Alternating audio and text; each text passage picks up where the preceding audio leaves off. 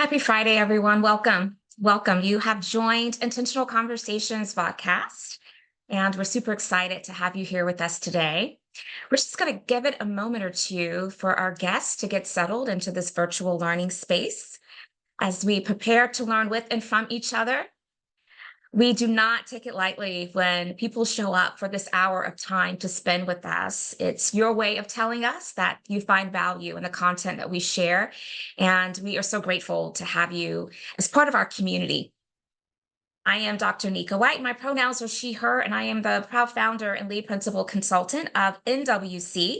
And shout out to the NWC team. We worked tirelessly week after week after week and have done so for the past almost 5 years. At the end of this year, certainly we'll be going into our fifth year of bringing this virtual learning experience to the broader community. And we are thrilled that we have been able to sustain this because of your participation. So thank you so much for being here with us today. If you feel inclined, I want to invite you to go to the chat and let us know where you are joining the conversation from today. That is always a really important exercise for us because it allows us to see the many different geographies, not only within the United States, but outside of the United States, of individuals that find it appropriate to be with us during this hour of time. And we're so extremely grateful. If you also feel inclined and you want to connect with this community beyond this window of time today, then please feel free to, in the chat, share your LinkedIn information. That lets us know that you're willing for individuals to reach out to you and be connected. And lots of great connections have been made by this community. I, of course, welcome being connected to any and all of you if I'm not already. And so my team will also drop into the chat my LinkedIn information for those of you who are part of our Zoom community. And I mention that because we do go live on LinkedIn as well for our Intentional Conversations show every single week. And so many of you are joining by way of LinkedIn Live. And I want to extend a great welcome and appreciation to each of you as well. As we engage in this hour of interaction, if you're part of LinkedIn Live, we want to bring in your sentiments, your comments, your questions into the Zoom chat as well. And so make sure you're using the comment section. The team here is watching that closely, and we will bring all of that into the chat here so that we all can be connected as one big community. I also want to let you know that at NWC, we really do value disability inclusion. And so we also make closed caption available for those who would benefit from that. So I always like to put that into your hearing. And cameras, for those of you who have joined us via Zoom, they are always encouraged. We definitely appreciate smiling faces, but we also know that many individuals join us in an auditory capacity. Perhaps you're multitasking, but in whatever way that you have decided to be a part of our community today, we are really grateful and we're glad you're here. And certainly we commit to a great and rich conversation to show with our guest co-hosts coming up.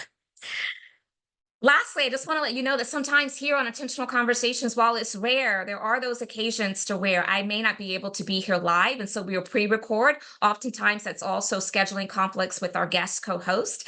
And so I just want to put that into your hearing. I missed you all last week. That was a pre-recorded show, but I hope you really did enjoy that conversation. I know that I did.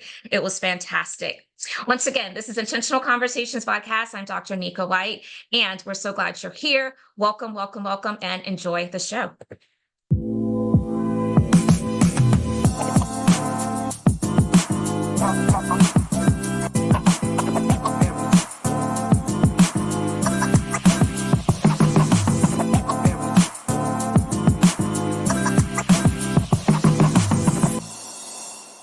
Let the conversations begin, indeed, and we will do so. And this is Intentional Conversations, where we intersect dialogue of diversity, equity, inclusion, belonging, justice, all the things, right, with leadership and business. And so we're so glad that you are part of our community today. One of the things that we love to do here at NWC is make sure that our community is aware of some of the national observances. And so today will be no different. We are now officially in the month of September, and September 15th through October 15th is National National Hispanic Heritage Month. And so I hope that you're doing all that you can to learn more about the Hispanic culture and to be an ally, stand in solidarity of all the wonderful contributions that are being made by the Hispanic community in our country. And so I'm so incredibly glad that this is an opportunity for us to not only show that level of appreciation and support, but equally to do it outside of September 15th through October 15th. Let's do it all year long.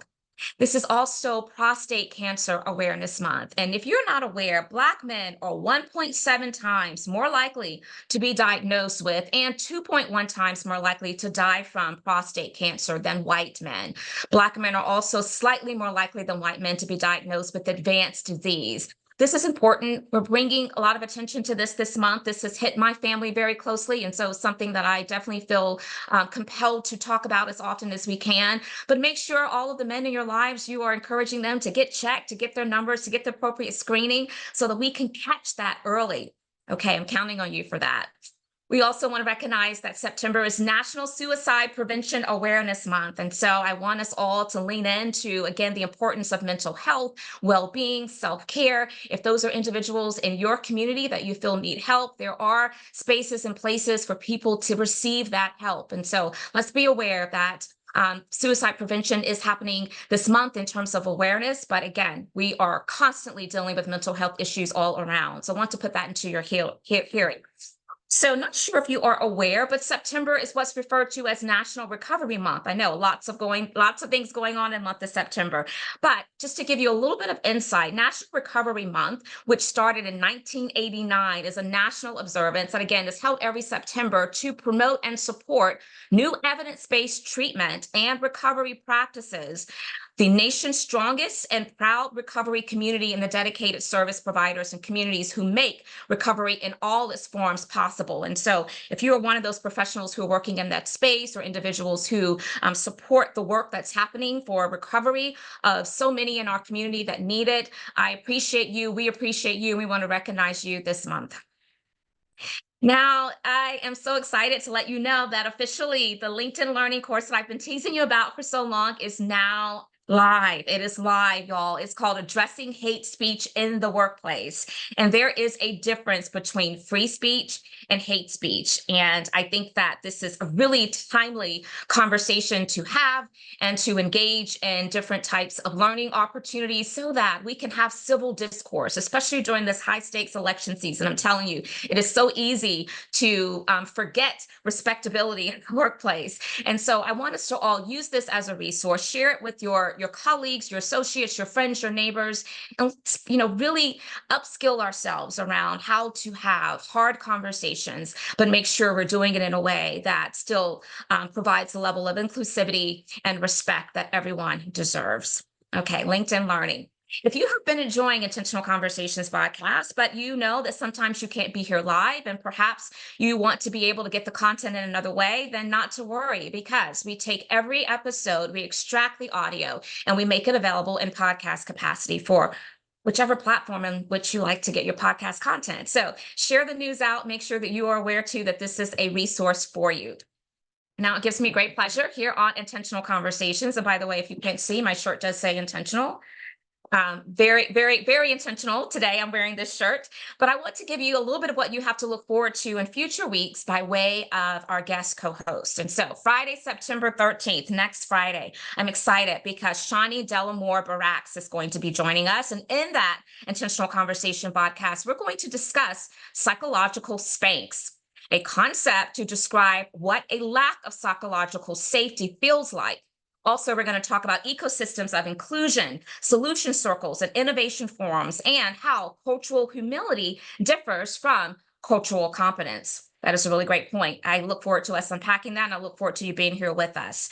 We also are going to have Kalina Powell, and in that Intentional Conversation podcast, we're going to be discussing how we can do better to improve for the deaf community, discovering ourselves as Black women who have a disability and mental health as a Black woman. So I hope that you will join us for that conversation as well. I love the variety of topics that we bring to this community.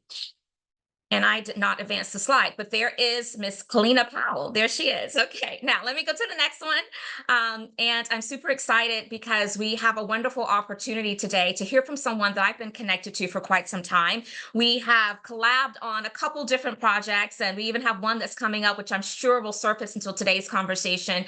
But I'm super excited because it gives me a chance to formally introduce this individual. Now, you know, here on Intentional Conversations, we like for everyone to know the accolades, the credentials, the experiences in which our guest co-hosts show up to the conversation with, and we do so by reading their bio. So I'm going to do that right now at this time. Yeruwelle de Rouen is an insightful leader with a diverse background in counseling, psychology, philosophy, critical race theory, and restorative organizational development. Raised in a multi-ethnic American home in New Mexico as the oldest of 7 and homeschooled, she developed a deep understanding of the intersections between identity, power dynamics, and personal liberty. Her identity as a multi-ethnic, light-skinned, BIPOC cis woman informs her work, inspiring her to explore and challenge domination structures that impede true collaboration. Yeruwelle's dedication to continuous learning drives her to create spaces where equity and understanding can flourish. And so you know what to do at this point in time. If you've been with us, find those emojis, those words of affirmation, those reactions, whatever it is, if I stop sharing my screen, to let Yeruwelle know how we are so grateful to have her here with us today as our guest co-host. I'm going to add her to the spotlight, and I want to welcome you. And one of the things that we do here as tradition is we ask our guest co-hosts before they are released to greet the audience in their own way to please share with us something that we would not know from reading their bio, which we just did, or from looking at their LinkedIn profile. So welcome, Yeruwelle. I'm so glad you're here with us today. And I would love for you to share your opening remarks and thoughts with this community. Thank you. You're also meeting my foster cat. So this is her tail. Hi, apologies. But thank you. I'm so happy to be here. I love this space. This space imbibes my weekly time. I love to listen to these conversations. So thank you for having me. Something I'd love to share. I think something I hold dear to myself and the work that I do with others, relationships I have with others, is how I show up. And I think we all understand that need to stay away from burnout, to get rest, recovery. But ways that I do that are kind of twofold. So one is that my husband and I go to concerts every single month. Music is a big part of my life. So we find a concert a month, often an EDM concert, so we can dance our energy away and dance away our anger and frustration with the world. And then I have made a practice for the last several years that every 3 to 4 months, kind of quarterly, I take myself away and I go to a meditation space, or I go away to a space where there is no other person. And I spend it just healing and relieving and removing and refreshing my energy so that I can show up and be a whole person and love other people and show up in compassion and accountability to them. I love that. And I have come to pick up on some of what you share just from our interactions. And so you are definitely a person that comes across as really compassionate, concerned for others. And I appreciate that about you. I love that part of your fun fact is that you and your husband love like concerts, and you probably have been to so many if your habit is to go weekly. And so that is pretty. What's been your best concert so far? Oh, well, we actually just went to this really fun festival. It was like a music dance festival in LA. It was in August and it was refreshing. I'm back. I was so happy to be with just beautiful community and hear lots of music. I think, you had shared about doing the sound bowls, Nika. That's something I love doing. That's something I go to as well. But I feel like when you can go to like a concert with really good bass music, it's almost like sound Yes. bowls on Yes. testosterone, Yes. It's like I love shaking that. out of you. Yeah. I had forgotten that I shared that a while back, but yes, it was my first time when I shared that post that I had experienced a sound bath, and it changed my life. And Mhm. I have since now found opportunities when I, get into the space and maybe I'm traveling just to kind of really restore myself, relax, and try to, drown out the noise. I try to find some of those experiences that are on site, maybe at the venue that I could be staying. And so recently I went on a girls trip with some other members that's kind of in this community with me. And it was really just about that restoration and support. And I went to an aerial yoga. And it changed my life too. And so for those of you who've not tried some of these things, I just want to put into your hearing that I really do think that there's value in doing so. Okay, great, fantastic. So this week, there have been a number of things that have entered into the mindset of a lot of us who have been staying close to the media. The first thing that I want to acknowledge and just spend some time holding space for is the shooting that happened at Appalachia High School in Georgia. Like many others, my heart goes out to that community, to all of those who were impacted. And my heart is also really broken because we continue to talk again and again and again about gun reform. And it seems like the talking is not moving us in a direction that solves for the problem. And I know that Yeruwelle, you also have some strong thoughts about gun reform. And I just want to leave space to really just acknowledge what's happening there and to give you a chance to react in whatever way that you feel appropriate. What would you like to share about this week's news with the gun violence that occurred at a high school in Georgia? I share your sentiments. I send my heartfelt sorrow, and the sorrow honestly feels also like anger. It feels like transmutable energy that I want to move into to action, right? And I think a lot of us sit with that. I think the discussion about gun reform we could have here again. I am on the side of reform and support of communities. I think one of the notes that hits me really strongly is that, we know not just do we have gun violence, chronic issues across our country all the time, but we also know that we're living in right now a season of chronic mental health and hopelessness for youth. Mm-hmm. Mm-hmm. And, I think this is a conversation that should very easily start cross-sectioning into our DEI work, right? Which is, how is DEI not only supporting an individual worker, let's say within a space organization, but how is it supporting family? How is it supporting 100%, right, to support their family? And if we know that the kids are not okay, and we know that our children are not sure what the future actually holds for them and why they should participate anymore, that to me seems like one of the most important conversations and thought processes we should be having as larger communities, as organizations, as work colleagues, is how are we showing up for family? How are we bringing youth into that fold? How are we building a sense of hope and belief in their future and in their ability to be the designers and the creators of this world that they participate in? And I think that this is just another sign that we're not doing that, right? As adults, adults are failing. We're failing the youth. And it shows up in these really horrible, traumatic, violent, long-term tragedy ways. And I think that's what me strongly is like, what is that action we should be taking together in, again, accountability and compassion to show up now and to think about even from a larger perspective than just gun reform and gun violence. Yeah, absolutely. Absolutely. That is so well stated. And again, I'm seeing that compassion show forth through even how you address your sentiments to what's happening there. And for those who maybe are not as familiar with the situation, the shooter was 14 years old, is 14 years old, and is detained. And his gun was gifted to him by his father.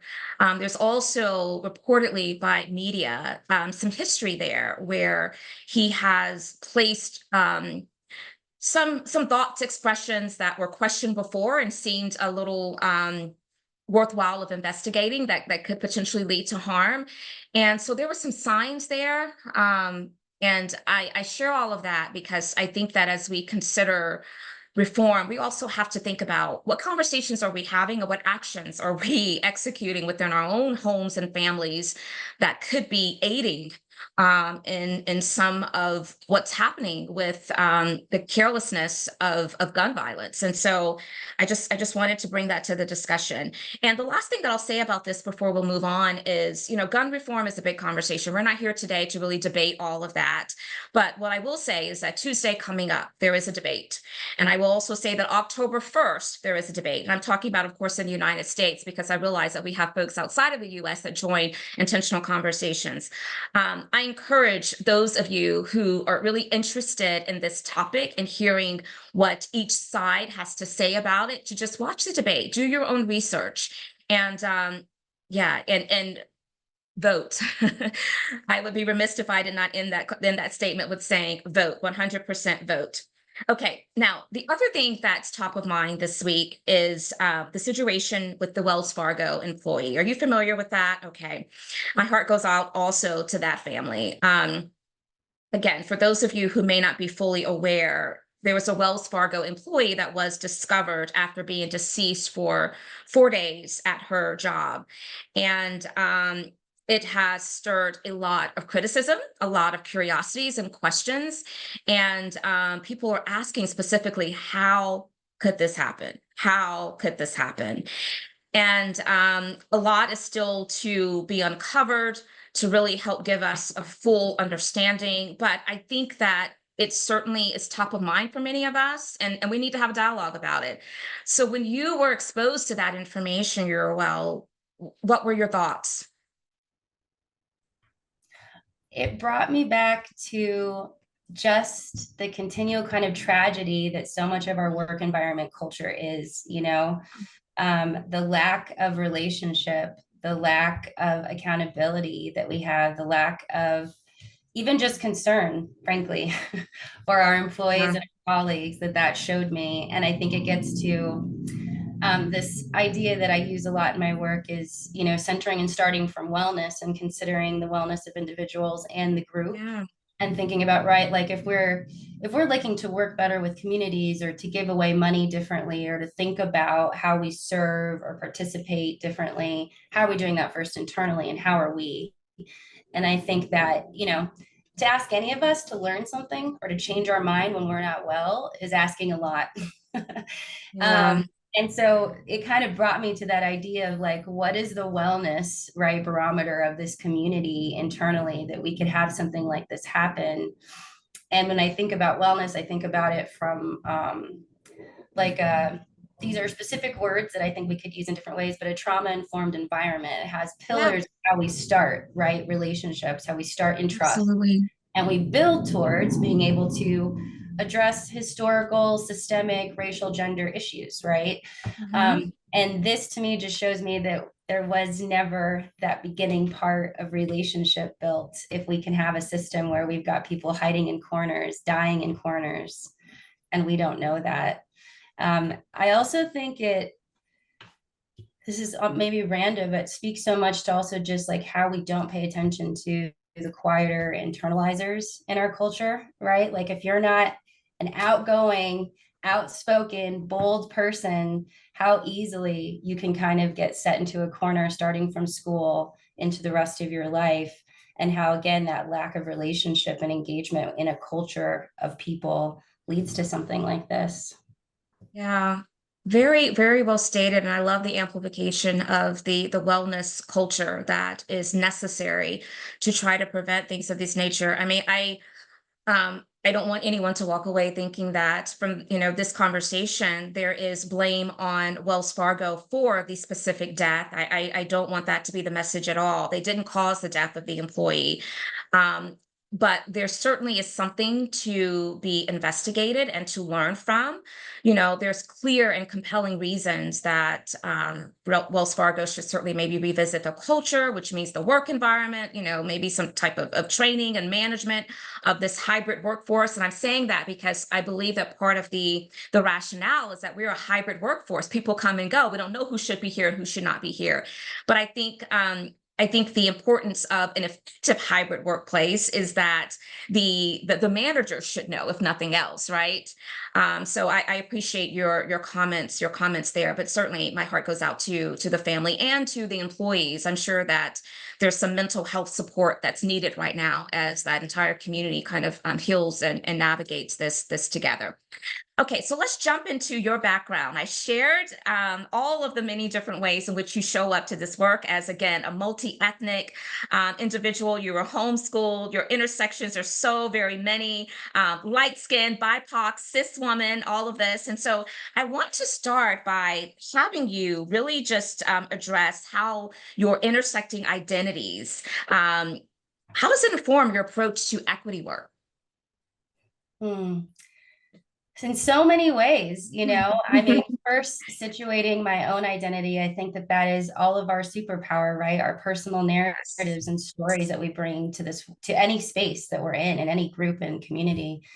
I think that I'm not alone in this. So you may have heard this from other people who grew up in multiracial or multi-ethnic houses, that you recognize that I always felt I had several groups, right? But that I was not completely a part of any of those groups. I had my white family and that group. I had my indigenous Navajo family in that group. Mhm. I had my Black family and their Yeah. culture. And I definitely found in each of them myself. I also saw my difference from them.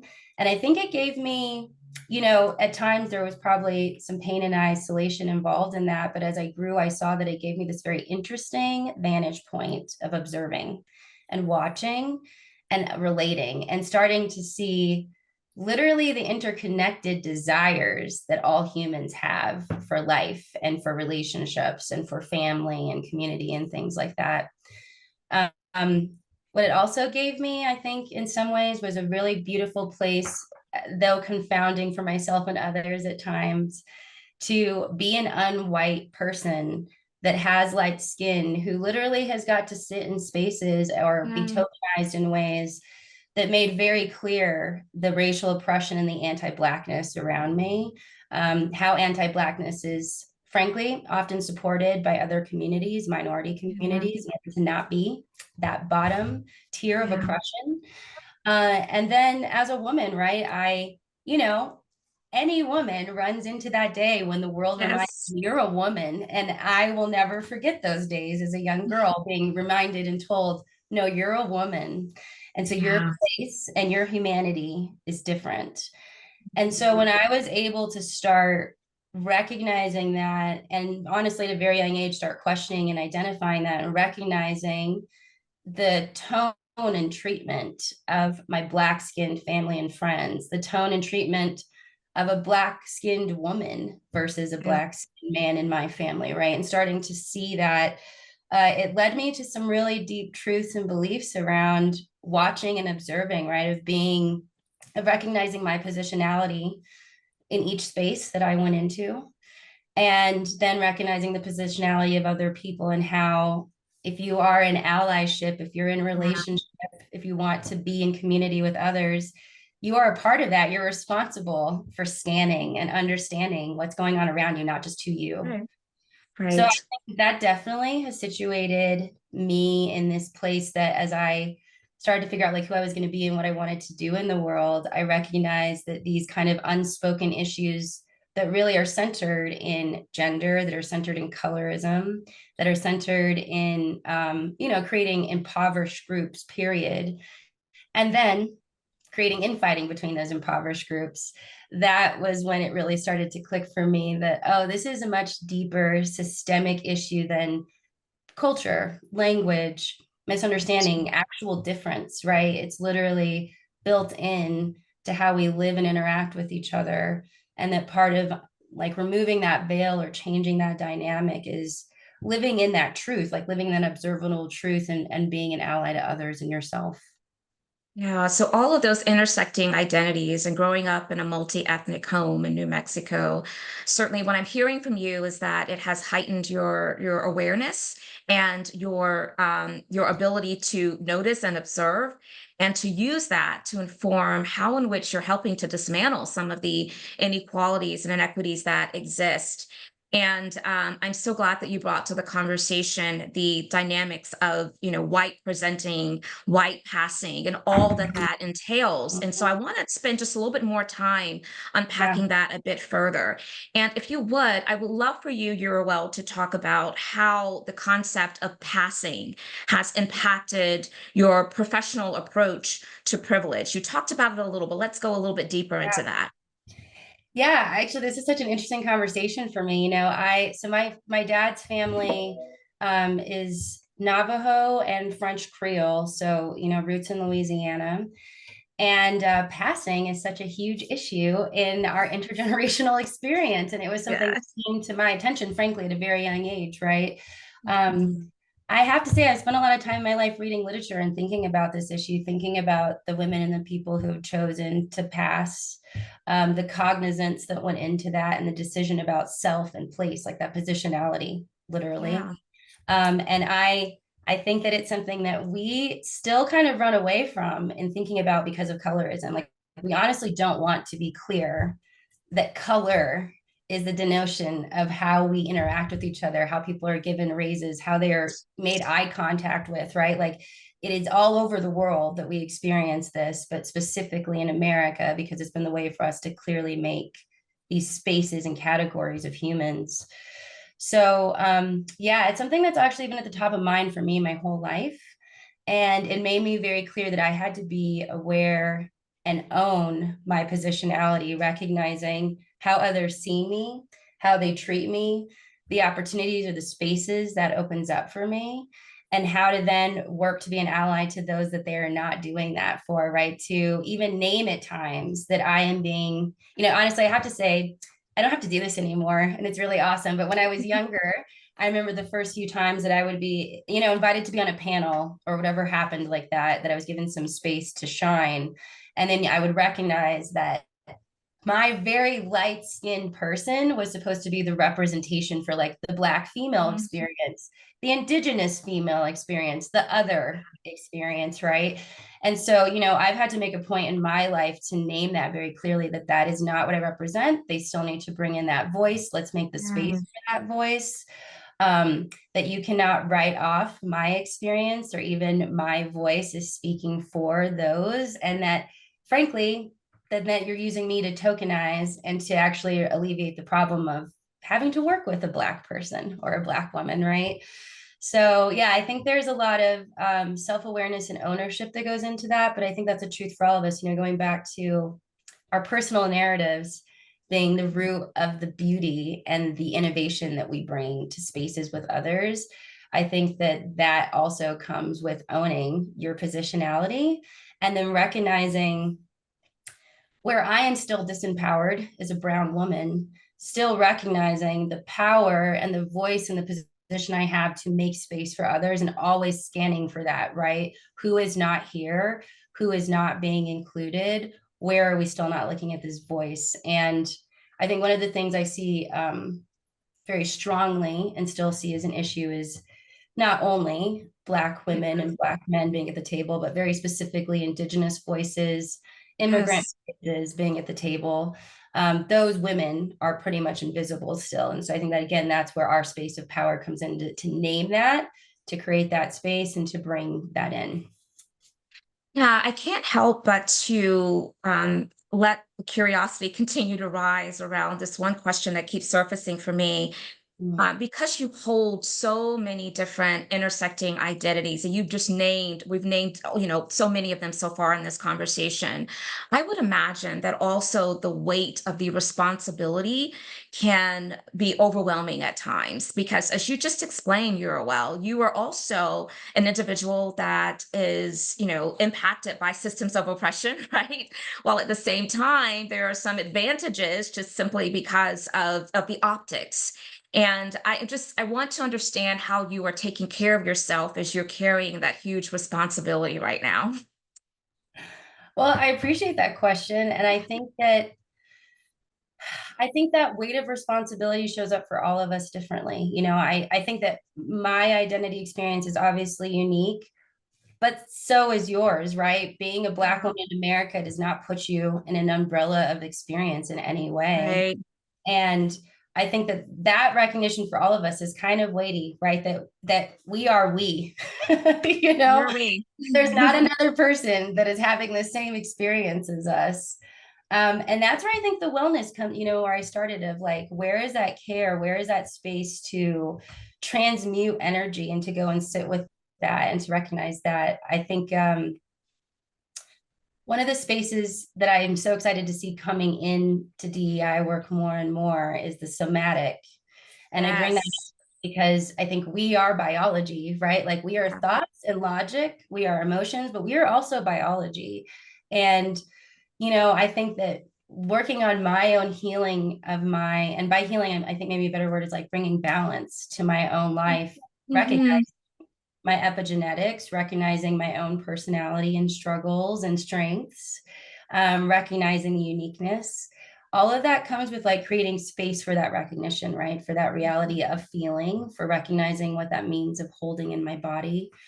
And yeah, I spend a lot of time caring for that. And part of it I find is just living in that truth brings a lot of peace for me. The more I run, if I feel like I have to be a specific identity, if I just have to represent Indigenous women, I have to represent all women of color, right? Like that, I think is where that pressure comes in for me and for others.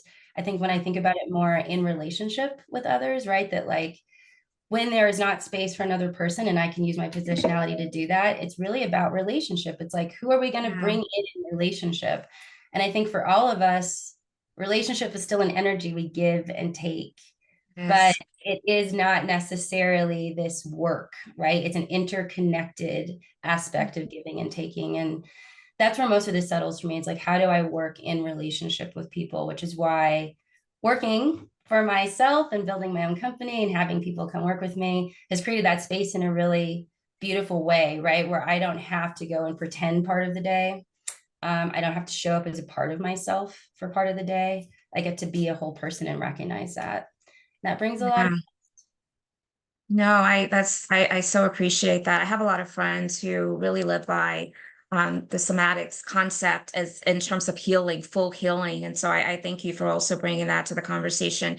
And as I was listening to you respond to my curiosity, what it reminded me of also is that to your point, privilege shows up in so many different ways. So yes, while I am a Black woman and I'm certainly subject to systems of oppression from my gender and from my race, ethnicity, but I'm also privileged in many ways because I am a well-abled body individual. I, grew up in a home where I had both parents to love and rear me and to, steer me in the right direction. And I could go on and on and on. But I just want to amplify that it is very much so that individuals who are part of historically marginalized populations also can experience privilege as well. And it's important for all of us to be mindful about how in which we can acknowledge that privilege, which you gave us a lot of examples, use that privilege honorably to be able to help others. And so I think that's so important to amplify.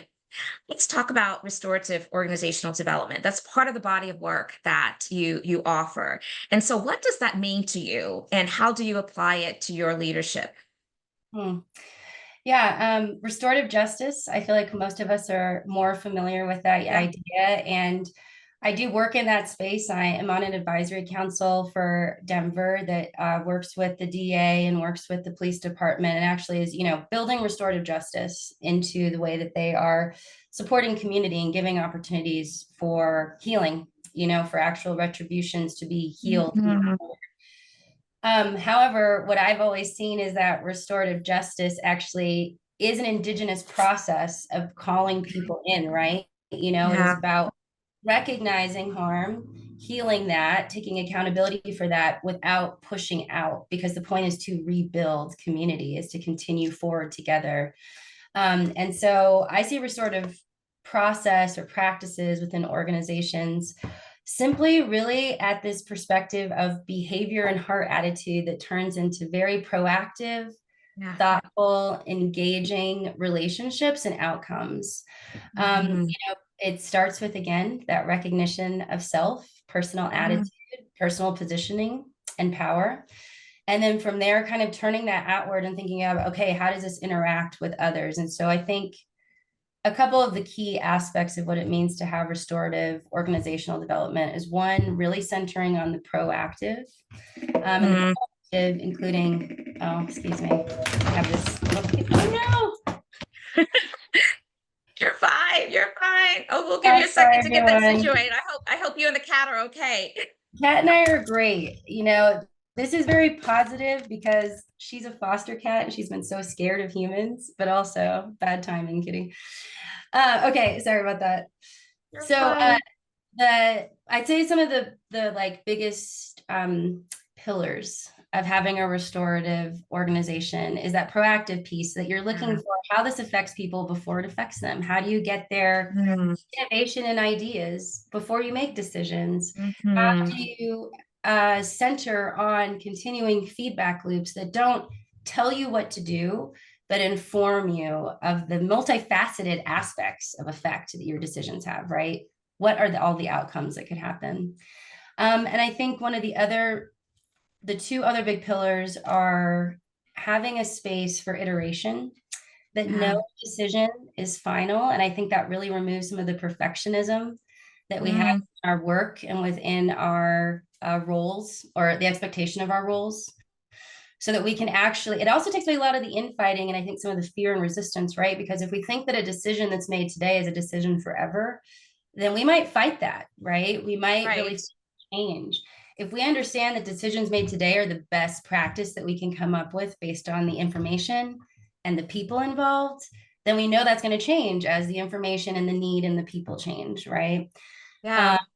And then the last part of that is how we build agreements within our relationships and work and our work culture. So those agreements could come down to, you know, the values and the agreements within a meeting space for a specific conversation, but also on a very larger scale of like, how do we deal with conflict? How do we reflect restoratively on why we're in a conflict? What is happening from our perspective, and what is it that we want to get out of this? Like, what is the resolution we actually want, right? If it's not just to win, what is it we actually want? And when we can start to line up your desires, Nika, and my desires, guess what? We both are going to win because we're going to collaborate and we're going to get to a resolution. Sometimes those resolutions are as simple as like, we aren't really going to be friends. We're only going to talk when we talk about these accounting documents, right? And that's okay. That's okay. But if we can get to that understanding together, it can totally change the working dynamic, right? And a lot of times, really, the outcomes are more of a resolution. Like, I need to know that we're going to do something in a specific way in the future. We're going to communicate in a specific way. We won't talk about one issue when we're talking about another one, right? And figuring out how to understand each other through relationship, but also through the conflicts, like using that to find innovation and find solution, rather than it being this resistant point that now we are always colluding and see each other as an object in our way. I love that. We run from conflict because that's part of our human nature sometimes. And I think that there's a lot to be said for healthy conflict being just that, healthy and necessary for that level of innovation. And so upskilling people around how to do that, I think is an opportunity that many organizations are not really leaning into effectively. So I love that that's part of your offerings. I just want to react to a lot of what you said. I was taking copious notes. And by the way, every time I show up every Friday, I tell you all this as part of our community. I'm learning with you as well. And so here's what's coming up for me.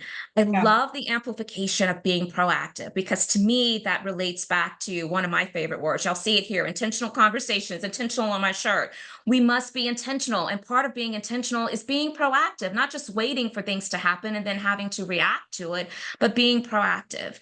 I also love this notion of this work starts internally. We can't begin to influence externally until we've done the internal work.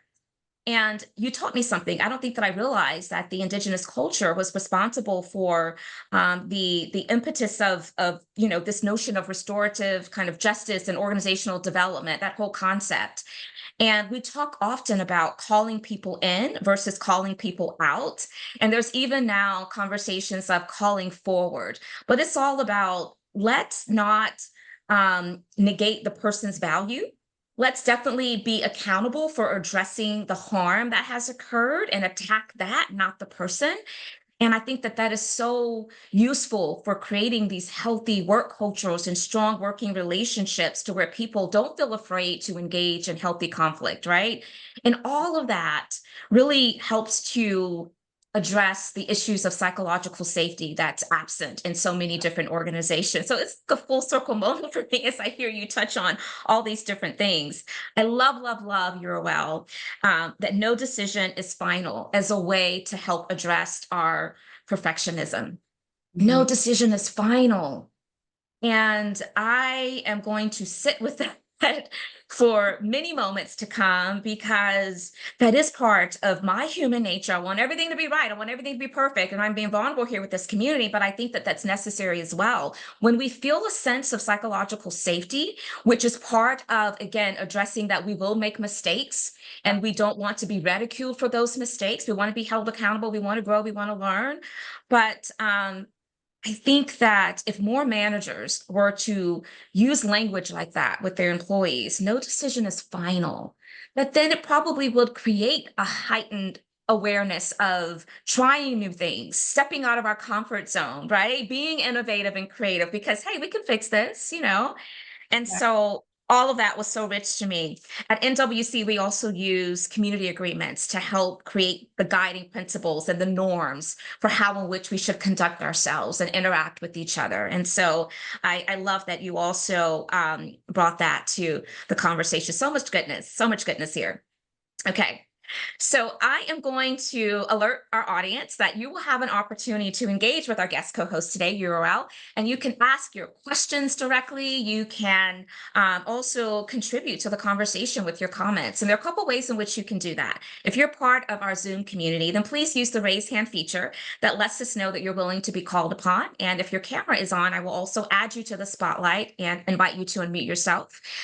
If you're here in Zoom and you just want your question to be presented on your behalf, go to the chat. We'll be happy to do that as long as we have the time for it. We'll try to allot for as many questions as possible. If you're joining us LinkedIn Live and you're thinking, well, how can I get my question out there? Then go to the comment section. Place your questions there. The team is watching it. We're bringing it over into the chat here so that we can also make sure that your voice and your questions get addressed as well. So while you're percolating on that, letting your curiosities continue to rise, I want to go to the next question, and then I'll see who we have potentially some questions from. I want to talk about critical race theory, because that is a big part of your background and your learning. And so how has critical race theory and counseling psychology shaped your leadership style? Wow, yeah, they are so foundational. So it's cool to talk about. I thought I was going to be a counselor. That's what I went in. Well, actually, rephrase that. I thought I was going to be an engineer. And then I went to engineering school for a moment. The smell of the buildings, if you can say it, the feeling and smell of the misogyny and the patriarchy, I was just like, oh, I'm out. I will not be dealing with this for the rest of my life. I don't have it. No decision is final, right? Agreed. Well, I mean, and the funny thing is that full circle, I have spent a lot of my career working in STEM engineering and tech spaces around these issues, right? That pushed me out the door personally. So yeah, no decision is final. You come back around. But yeah, then I thought I was going to be a counselor. And as I got towards the end of counseling, something that hit me really deeply, because, you have to go do your internships, was that we're just working with individuals, or at least that's what I was being trained for, was to work with individuals. And while I go to individual counseling, I think it is powerful and needed. What you find in that space, or what really became poignant to me, was that all of the harm, the issues, the patterns of behavior that were in individual lives were so absolutely anchored and connected to their community, to their family, to the people they spend time with, right? It was not just them. So there was not just individual healing that solved all these issues. And that really moved me to wanting to work in community with people. So instead of going into being a counselor, I went into grad school to study critical race theory and working at how to think about these things systemically, how to think about them from this larger viewpoint. And again, I think really being educated from that underpinning of the individual, right? Thinking about psychology and thinking about things from the individual, and then bringing it out to the larger perspective of how society is shaped that impacts people. Those things have centered everything for me, because once it's been fascinating to watch the words critical race theory be thrown around this last couple of years, because literally until 2 years ago, I did not know other people who knew those words unless they went to law school. It was only people that studied in law departments that knew what I was speaking about. And then we'd have a great conversation. All of a sudden, there's a bunch of people who think they know what it means, and they have never, I've yet to hear a person define it correctly. But yeah, what critical race theory studying it takes you into is it takes you into looking at documents, systems, the exact words of policy, of state, of history. And frankly, they do a really good job at documenting back in the olden days. So they were pretty clear. about why, how, and what they were doing when they created these systems. And they usually were very poignantly clear about who was not supposed to be included, right? Yeah. So that perspective gave me such a clear framework for systems. And I've always wanted to understand like why and how. So that was one of the reasons I studied philosophy kind of as a fun thing in college on the side. And those kind of came colliding together for me as you study law, right? Because philosophy is how civilization was set up through Greek and Roman perspective. And then as we see philosophy kind of die away, it becomes economics. Economics is our philosophy. And that is wholly tied to every systemic decision that is made within our Western society since industrialization. So it gives me a perspective of the world, understanding that maybe I can just put it very clearly. I think every system has been made to not be equitable. I don't know of a system that's created to be equitable. And I think that that understanding, frankly, takes away some of the perhaps anger I would have at individuals or at specific groups, recognizing this is so much bigger. And that if we can start from knowing that systems weren't set up to help, they were set up to do a specific mechanism, Absolutely. right? Then we can actually look at the world differently and realize that it's kind of waiting for us to recreate it. Like it's waiting for you and me to show up and say, yeah, the way these guys built this several hundred years ago was never for us. So how do we now get this system to stop hurting us? And that perception is how I have about, frankly, every organization and system I work on. It's like, I know it wasn't set up to actually help people, or at least most of the people sitting in this room. So let's this, right? And it's not a fact of blame. It's literally like a truth of how society is. Right. It's almost like if we can agree on this, then we can further the conversation. But until we can agree on this, we're not going to get anywhere. And unfortunately, there's a lot of people who are not even wanting to agree on the facts. And so, but I'm so glad that in this conversation, we are talking about critical race theory, because there have been a lot of people who have the belief and are persuaded to let's change the language and refer to it in different ways. But the language is the language. And no matter how in which we talk about it or a new label or nomenclature we may use, it also will be weaponized. And so at some point, we're going to have to just get to the crux of the matter and deal with the issue. So thank you. Thank you for the work that you're doing. You're right. You were well ahead of so many of us who were hearing about critical race theory for the first time, just within recent years. And so I'm appreciative of the fact that it's been out there for so long, and we need to make sure there's clarity around what it is. There's a lot of misinformation there. Okay. If I can just say it, I just want to say a name for everyone. His name is Derek Bell. He is an African-American law professor. He was one of the first to actually really invent critical race theory and bring it to the forefront. So go read a few of his essays, read one of his journal essays about what critical race theory is, and you will see what this system is that we're trying to look at. Absolutely. Derek Bell, we're going to have our team to try to place into the chat a source for those who are interested in learning more about Derek Bell. But yes, the originator of the critical race theory. So I'm not seeing any hands raised right now, but I do want to take a moment to acknowledge some of what's happening into the chat. We have Takia here with us. Hi, Takia. Thank you. And early on, when we were talking about all of your different intersecting identities, she says, love the level of awareness here. Thank you for recognizing the difference due to skin color. Colorism is real. It's not talked about enough in a solution-oriented way. Thank you for the work you do. So thank you for being here, Takia. And we do have a question that's in the chat from Nicole L. And here's what her questions or comments are. I love exploring how RJ, I think we're talking about restorative justice frameworks, can support healing and restoring relationships in the workplace when harm is done, especially when the behavior doesn't rise to the level of discrimination or harassment. I'm curious, how pervasive is this practice in organizations broadly or by industry, and how organizations can build in RJ into the complaint reporting or investigation procedures? Great question, Nicole. Thank you. What would you say to that? I think my first answer is, sadly, I don't know a lot of organizations that are doing it. I think it's a one-off situation where they say, hey, we already have a very restorative view of life. We see that we've got these conflicts. We know we're not dealing with them well because everything is just getting pushed into HR. And HR, point, if it's not direct harassment and discrimination, they don't really have a process for it, right? So what I have seen is that those organizations that already have let's say, a office leadership that is already centered on inclusion, equity, diversity, the words go on, justice, and so forth. The organizations that already have that mindset and see that there is other ways to use HR and to deal with conflict, they start to seek that out. And that's often who I get to work with, is that they come in and say, hey, there's got to be a different way to do this. Placing RJ into this kind of process is honestly more simple than it could ever seem. And I'll try to explain it a little bit. But it really comes down to using the RJ process to do your investigations and to have conversations. So, I'm going to use Nika and I as an example. Let's say that we had a conflict. She is my manager.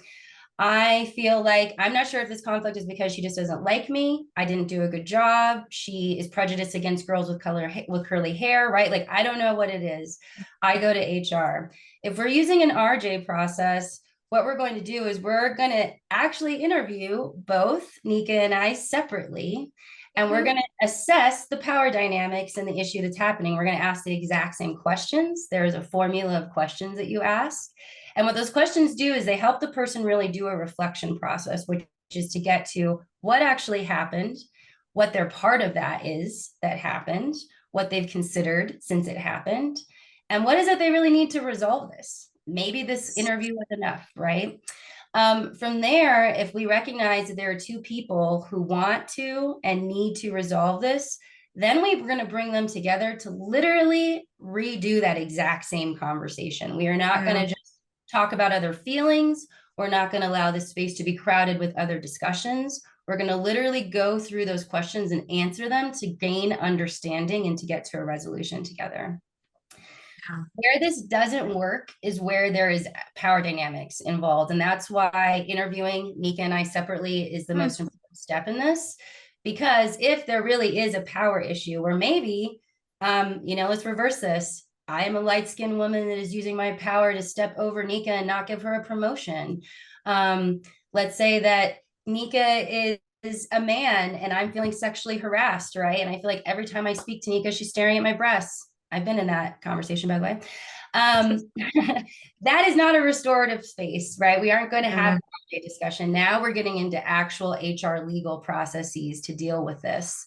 But when there is just conflict, that is the first way we can deal with it. The other way is building those internal agreements, which takes some time. You got to build relationship and trust.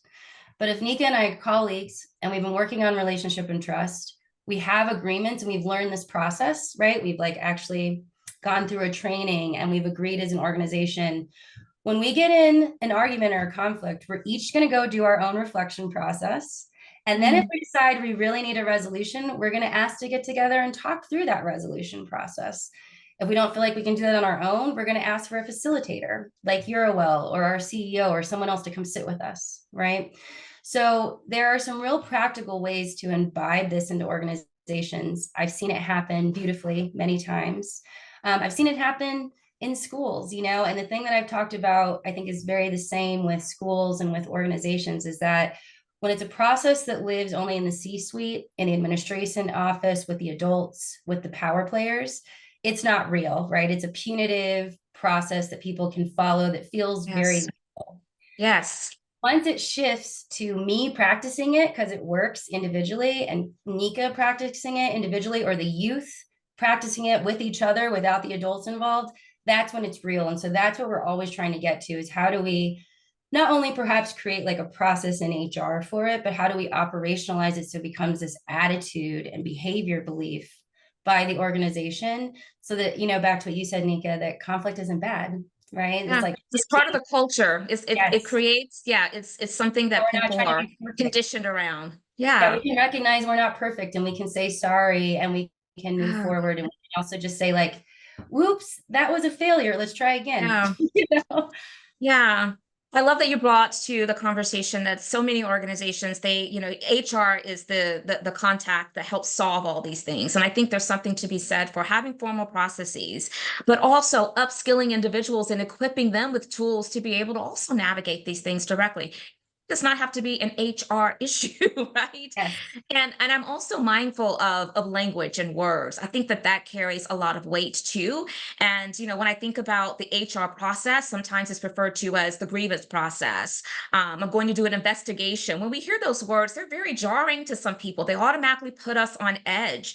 But when we think about restorative, it's definitely doesn't cause you to think about, I'm going to be punished. This is going to be a punitive type of situation, or there may be consequences because we have to hold people accountable, but we're doing it in a way to where people can be restored. And I think that's just so important to amplify.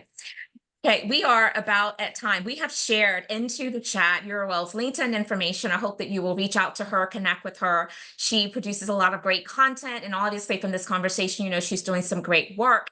And I also want to close this out by inviting Yeruwelle to share with us anything that's top of mind for you that you did not get a chance to socialize, that you're feeling really a lot of energy for, maybe some upcoming initiatives. So I want to give you that chance to do so now. Thank you. Well, one thing is that Nika and I are going to have another conversation on my platform in just a few weeks. So join us. It's going to be a very vibrant conversation to think about how we're using some of these frameworks to really continue the DEI work, no matter the backlash and the perspective of maybe being burnt out from it, right? How can we start to bring the excitement and continue that work? I would point you to our restorative leader watch list. I'm really excited about that. The point of that is to highlight people like Nika and others who are already showing up proactive and restorative, working towards that, calling in and continuing to work with people. That list is to bring some inspiration and to highlight how this work is already happening in the world regularly. So I hope you will check that out and celebrate those people with me. And lastly, I just welcome anyone that's interested in talking more or thinking about in their organization how to do this restorative work, especially when it comes to conflict, when it comes to decision making. I'm doing more and more retreats with people because we're finding some space to build that trust, to build that kind of learning space, so then they can go back and imbibe that. So if that's something that's interesting to you, I would love to talk to you about that. I love meeting with people and building those relationships. Fantastic. Certainly looking forward to our upcoming conversation in partnership with a few others that are going to be joining us. And again, I'm so honored that Yeruwelle, I made your list for the Restorative Leader watch list. I was really honored by that. So thank you kindly. Thank you all for joining us today. If you found this conversation to be useful and you think others in your network would gain value from it, then share it out. It's going to be available for replay on our YouTube channel. We also will extract the audio, make it available in podcast capacity. So many different ways in which you can get this content. I hope that you will join us next week for another episode of Intentional Conversations, and have a great and safe weekend. Thank you so much for being here. Bye-bye. Thank you. You're well.